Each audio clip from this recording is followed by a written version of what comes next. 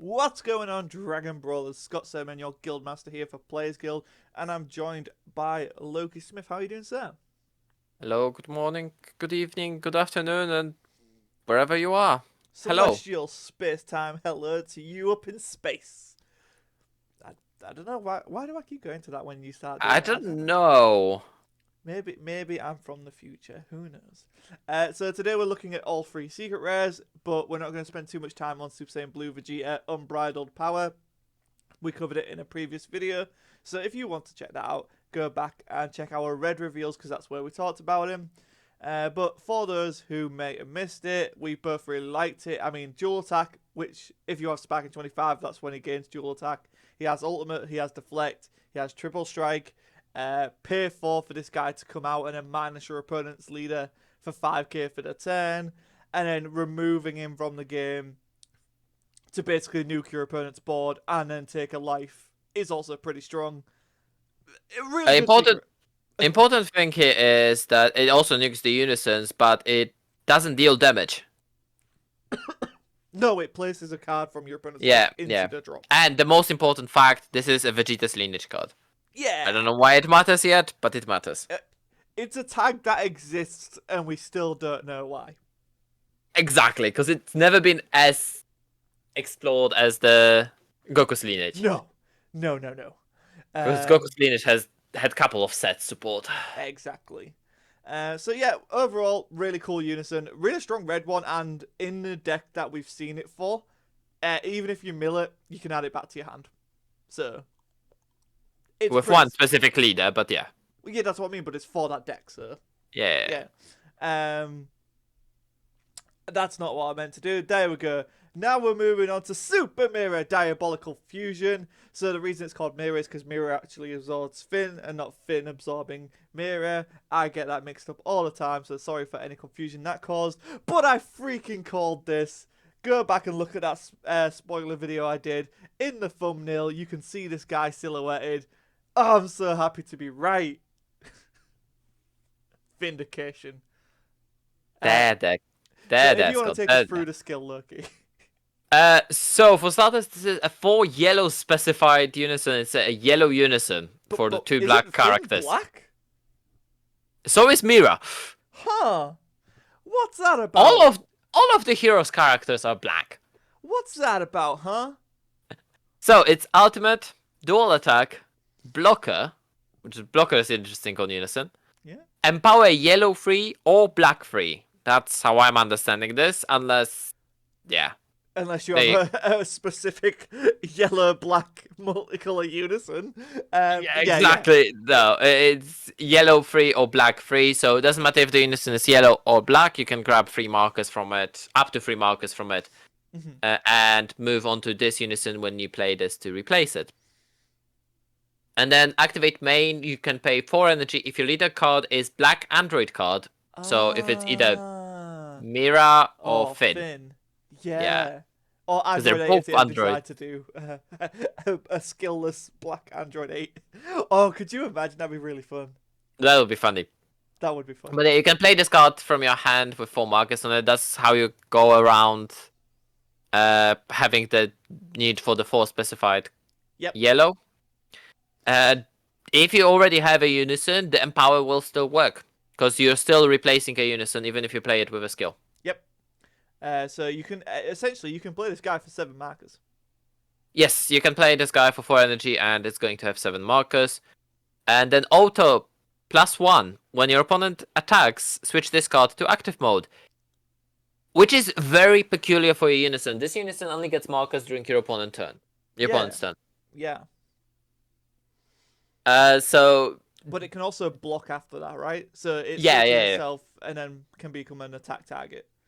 Exactly. And it's 25,000 power, which is the base for the secret unisons that we have seen so far. I think that's fair, right? I mean, making unison secrets 40k power would be way too much. Yeah, because those are not powers that you usually achieve, and the unisons need to be hit multiple times, unlike battle cards. Yeah. So I actually think... And there is no good removal for unison cards either. Well, there's the Vegeta secret rare. Yeah, which is a one-off. I meant good removal, so something you can use multiple times. You mean the Kai secret rare? which can't be used multiple times. It can if you cheat. You can play more than one of the ultimate card. So activate main is -4. Choose all of your opponent's battle cards. Choose all your opponent's battle cards in rest mode, ignoring barrier, and KO them. Then choose up to 2 of your opponent's card and switch them to rest mode. This card gets 15k power and double strike for the turn. This becomes a 40k. Yeah, this becomes a secret rare, right? Dual attack, double strike. 40k.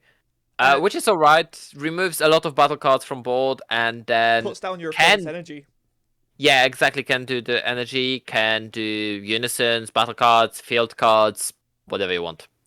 I actually very much love this card. It kind of fits everything that's required of it. It's kind of a good late game unison for some decks. Like there's a few decks I can think of in yellow that could benefit from it. But I also like how it doesn't like the whole point of this thing is to be like, well, this is a Finn card. We can put how do we play it in Finn? So this is how they make that happen. And I you know, it's different. I'll go with it. It kind of locks you out of. No, it doesn't, because that only counts energy, right? The Realm of the God cards and the infinite attack rares only check your energy. And leader.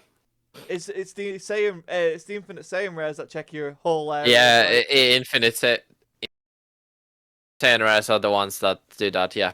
Yeah. So and that doesn't matter because like. And this card is only yellow, right? Yeah. As yeah. well. There's no. It's not treated as black. So you can't run an ISR if you're running this in a Finn and Mira deck, but the odds of you running an ISR in the Finn and Mira deck is kind of low. Yeah, just for people who might not remember, Mira has 2 leaders. He does, which we were shocked at. I remembered the set 3 one. You remembered the set 4 The set 4 one, yeah. We were both like, oh yeah, I know which one you're on about. And it's like, oh no, I was on about that. And you were like, oh, it was a fun day at the office. But I must say that I'm looking forward when we finally get to restart the commander. I'm looking forward to building around this. Oh, it's such a fun unison. Like I'm so for the commander, because that +1 auto works 3 times essentially whenever someone decides to attack. Oh, I attack. Okay, I'll get a Mac. Okay, I attack. I get a Mac. Yeah. And so and you can basically do this straight away when it comes out because as long as you have a unison that you're getting at least 1 mark from, you're good. Because even if it's about unless your opponent's playing that one extra card that like removes a mark from a unison, when you attack into this, he's gonna be fine. He's gonna be fine. Like you weren't. He's also a big boy. He is a thick boy. He is. I really like this unison. I really do. I think it's a really good secret rare. It looks amazing. You got like you can really tell like Finn looks super demonic, Mira looks so cool, and then you've got Super Mira in the middle, which you know, I like the design. I can the newest one then. Pardon? Should we move to the newest secret? Otherwise, we're going to spend half an hour talking about Mira and Finn. Oh boy! It's the Supreme Kai of Time, Brainwashed. She's finally here. Oh, it took some time, but we finally got it. And I'm so happy. If you want to break it down, though. So, she's an 8 cost with 1 specified black. For some reason. Probably to stop any shenanigans with a no specified black card. I don't know. It's an ultimate double strike servant. Of all things, this secret has servant. Makes sense. Yeah, but if she's brainwashed, etc., she should have been in set. Which one 11? was 11? Was the Overlord 11 or 12? Yeah, I don't know. Can't remember. One of them. I don't know. 11, because 11 was the Garlic set, because Garlic Jr. is on the Krillin super combo for yellow. Ah, yes. That's how I remember. That's a big brain play there. So yeah, I don't know. I mean, making it a 50k double strike. That can only attack once. I mean, if you have Overload, Yeah, but fine. You can put her at the bottom of your deck. exactly, which is why And she draw a doesn't have card. the permanent when this card Yeah. leaves the field. But there's better plays with her. We're going to talk about that in a moment. But activate battle for 1 black. If you have 3 or more energy, play this card from your hand. Mm-hmm. She's a 1-drop 50k double strike. Yep. And then activate main/battle 1 energy if your leader card is black and you remove this card from the game. Until the start of your next turn, your opponent can't attack with battle cards or unison cards unless they choose 1 card in their life and place it in their drop area each time. This is why I don't think the servant matters that much at all. You literally play her to get a 50k swing and then just remove her and say, okay, I'm buying myself a time. 10. Yeah, it's preemptive, so definitely your opponent's not going to attack. Unless they attack with a leader. So this only stops battle cards and unison cards. Oh, that's fair. I mean that's fine though. I think that's fair. Yeah, because usually we've seen effects like that. They affect everything beside a leader. Yeah. You always give that additional draw, because forcing your opponent to not be able to attack with a leader and possibly missing that draw, which is in the past it used to be a huge deal. Right now it's less so. Well, it still can be, right? Like, because there is that sequence punish. Like, if you don't sequence it correctly and you fall into a floodgate, you can screw your opponent out of that. So I actually do think it's nice that they do think about that. I think it's a good little. But there is a funny thing with her being a god. Yes. So you remember the great priest from Divine Multiverse? I do. I do remember this blue divine priest, grand priest which that we were talking about. Which can bounce this Supreme Kai of Time to your hand. Exactly. Well, you need one other god, but that's doable. It's very doable. It's very doable. So on turn 4, you can very easily play her, 50k double strike, play a Great Priest, 20k critical, and then play her again, 50k double strike. Yeah, it's gonna be really weird building Bardock. Bardock of all things. Yeah, SS4 Bardock, because then you run the multicolors. Oh so yeah. You have the blue. And then you have the black. Yeah. But you also need more gods, right? Yeah, but Supreme Kai of Time is a god. There's plenty of non-secret rare Supreme Kai of Time cards I can just shoehorn in. Shoehorn in. But I mean, no, really valuable play engine. No, I'm sorry, but you actually might have a point there, because you can overwhelm into some of the Supreme Kai of Time. Yeah. You overwhelm into one, you play this one, and then you bounce both of them to hand after attacking. There's Lights guides Supreme Kai of Time, which actually searches draws you cards from the deck as well. So she's not even a power overwhelm option. Yeah, but the fact that you can bounce them back to hand after you overwhelmed, which means you can either combo with them or overwhelm into them again next turn. Yeah. Oh man, this is actually kind of scary. I'm gonna start brewing this now. SS4 Supreme Brainwashed deck. But yeah, overall, really strong battle. Really strong secret rare. Really like it. Hopefully, this signals that we're gonna get some more brainwashed shenanigans in the next set. I don't know. I don't know where people stand on Servant actually, because I still really like the keyword. The idea behind it, but you never got good enough servants. Or good enough overlords. The Vegeta did. The Vegeta deck was scary. To imagine Vegeta. Yeah, but it was not doing as much with the servant as it could. No, that's fair. That is a fair point. But where do you stand on the Supreme Kai of Time versus Supreme Kai of Time? I still think overall I prefer Supreme Kai of Time in her non-brainwashed form. But this is really good too. Like, I don't know, man. It's gonna be tough. Like, I really want to experiment with them. I do like this one because that activate main battle is so scary. Cause that activate main battle is scary. That's one thing. But what I want to talk about is compare one to the other, right? Mm-hmm. They're very, very similar in design. Oh yeah, no, they are. They are. I'll 100% give you that. And then you put Panzina next to him. They're all very similar cards. Yeah, but that what I wanted to say is you have Supreme Kai of Time, which is similar to the past secret, and then you have Vegeta, which is similar to the Goku Frieza.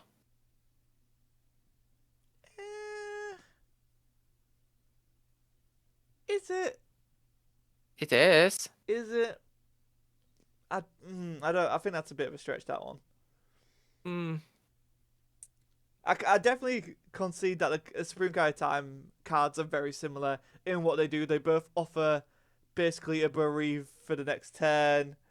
They play cheaply, etc. Yeah, I totally. One is less aggressive. Yeah, there's the Brainwashed one's just like, I'm gonna smash you in the face. Yeah, but only once. But only once, unless I'm gonna be looped, which apparently is a thing that's gonna happen. Also, she looks way better. Just look at it. Yeah, she looks better. I will give you that. So I'm very curious. I do understand the criticism there, and I think that is a really valid criticism to raise. It's like, well, it's another black floodgate type secret rare, which we got in Pan, which we got in Supreme Kai of Time. We had a blue one with Baby Hatch. Like, you know what I mean? Each set seems to just be giving us floodgate, floodgate, floodgate, and it's like, at some point, can we just get something a bit different?